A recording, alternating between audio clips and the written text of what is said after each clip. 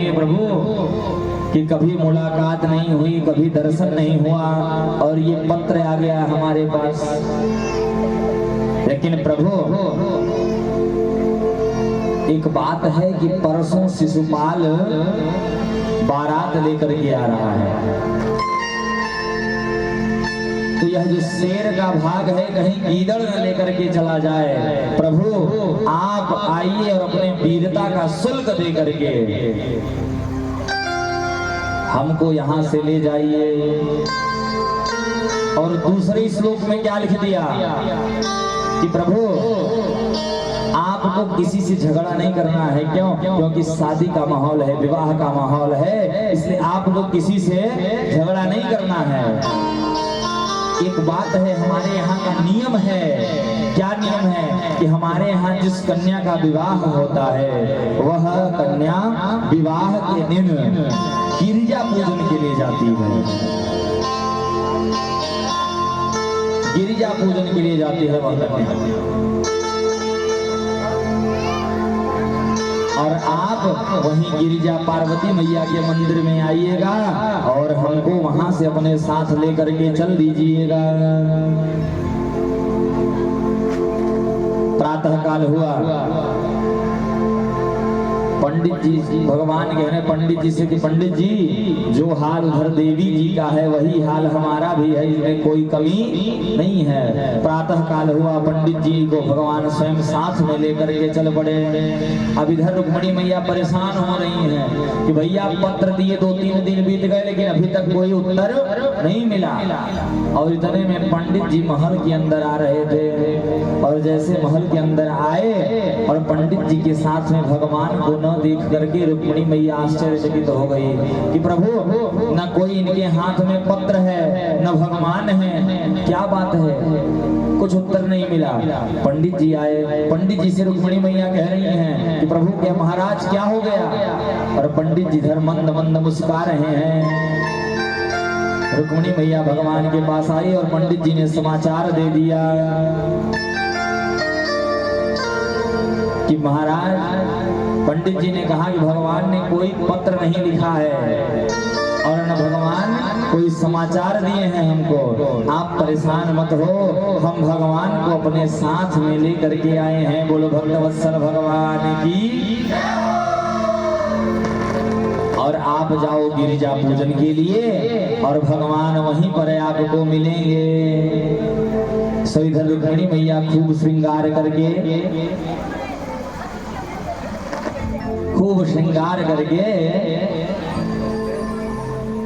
रुक्मिणी मैया खूब श्रृंगार करके चली गई कहाँ? पार्वती मैया के मंदिर में पूजन करने के लिए। इधर भगवान श्री कृष्ण कुंडनपुर की सीमा में प्रवेश किए। जैसे पहुंचे महाराज भीष्मक को पता चला कि भगवान नारायण स्वयं आए हैं। भीष्मक जी महाराज जा रहे थे शिशुपाल को सगाई का सामान देने के लिए और पता चला कि भगवान आए हैं और उन्हीं को पहले प्रणाम कर लें, पहले भगवान को प्रणाम कर लें। भीष्मक जी वहां से वापस चले आए और सैनिकों को कहे कि भैया आप लेकर के चलो सामग्री, हम भगवान को प्रणाम करके आ रहे हैं। भीष्मक जी महाराज वहां से भगवान की तरफ चले और सैनिकों को लगा कि भगवान जब प्रवेश किए कुंडनपुर की सीमा में तो सैनिकों को लगा कि भगवान यही है दुल्हे सरकार। तो जो सगाई का सामान था वह सामान चढ़नी थी शिशुपाल को और चढ़ गई गोपाल को। वह सामग्री किसको चढ़ गई? गोपाल भगवान को। बोलो भक्तवत्सल भगवान की। अब इधर भगवान मन ही मन सोच रहे हैं क्या कि अगर मैं नहीं चलूंगा तो रुक्मिणी मैया परेशान होंगी, देरी हो रही होगी और मैं वहां पर जाऊं। और भगवान भीष्मक जी से मिल करके वहां पर चले हैं। इधर रुक्मिणी मैया पूजन कर रही हैं और मन ही मन प्रार्थना कर रही है पार्वती जी से कि मैया आज तक मैंने कोई वरदान नहीं मांगा है, कुछ नहीं मांगा है, लेकिन कृपा करके आप हम पर कृपा कीजिए, जो हमारे मन की अभिलाषा है उसको पूर्ण कीजिए। बोल पार्वती मैया की। प्रार्थना कर रही है पार्वती मैया से रुक्मिणी मैया।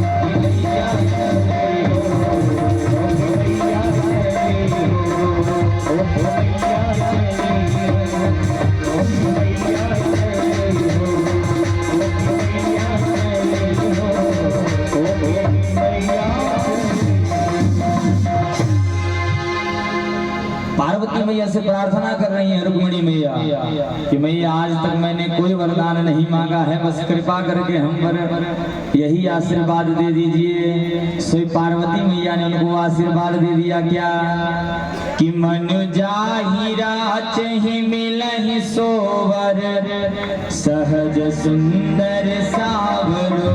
मन जाहिरा चहि मिलहि सोवर सहज सुंदर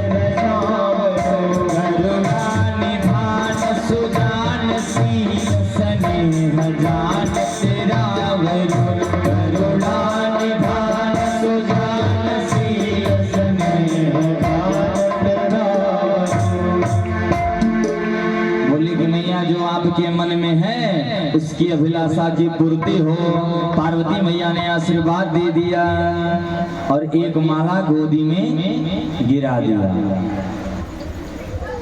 रुक्मिणी मैया बाहर आई और इधर भगवान को देखी कि भगवान रथारूढ़ हैं, रथ पर आरूढ़ हैं और देख रही हैं चारों तरफ तो सैनिक ही खड़े थे। रुक्मिणी मैया सैनिकों की तरफ एकदम प्रेम भरे नयन से देखा, सो सैनिक सब मूर्छित हो गए, बेहोश हो गए। अब इधर भगवान अपने पीताम्बर को लहराए, रुक्मिणी मैया भगवान के साथ रथ पर आरूढ़ होकर के 9 2 11 हो गई। बोलो भक्तवत्सल भगवान की।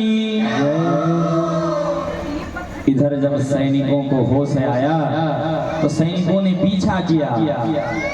कितने में दाऊ भैया आ गए, दाऊ भैया आगे पूरी नारायणी सेना को लेकर और सबको मार करके खदेड़ दिया।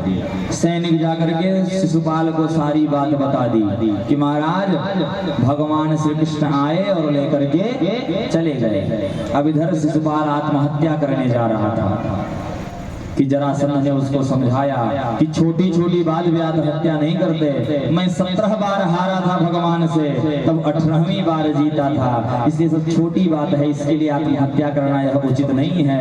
इधर भगवान रुक्मिणी मैया को लेकर के आए हैं और भगवान का दिव्य स्वागत हुआ है। कहाँ? द्वारिका में।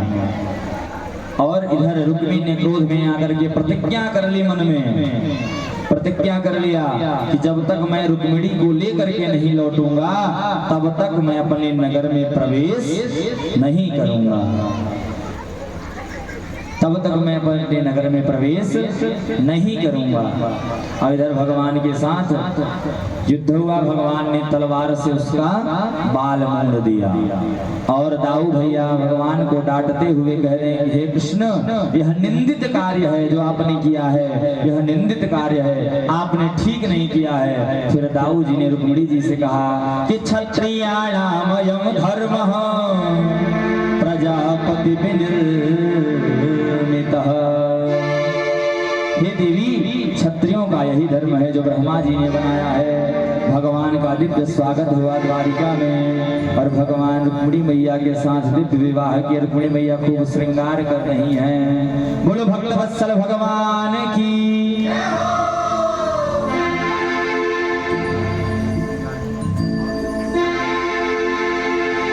आओ मेरी सखियों मुझे मेहंदी लगा दो,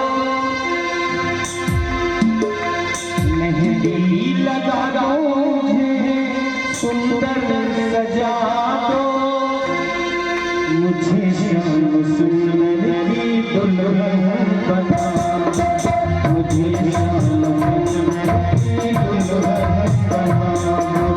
आओ मेरी सखियों मुझे लगा दो, मेहंदी लगा दो मुझे सुंदर सजा दो, मुझे श्याम सुंदर की बना, मुझे श्याम सुंदर की बना दो।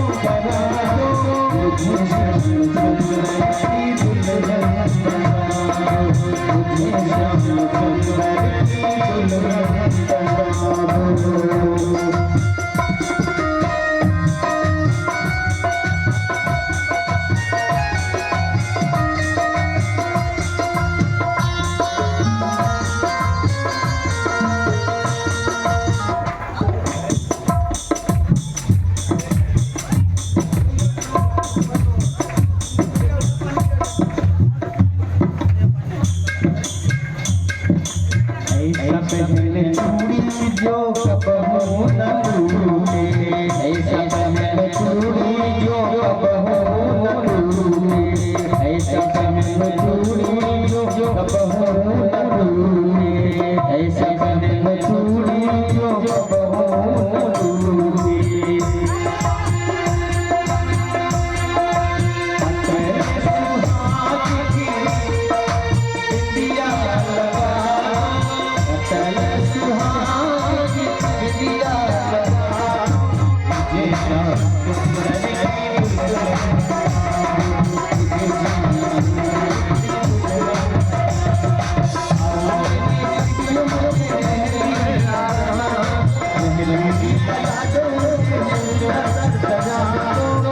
Thank you.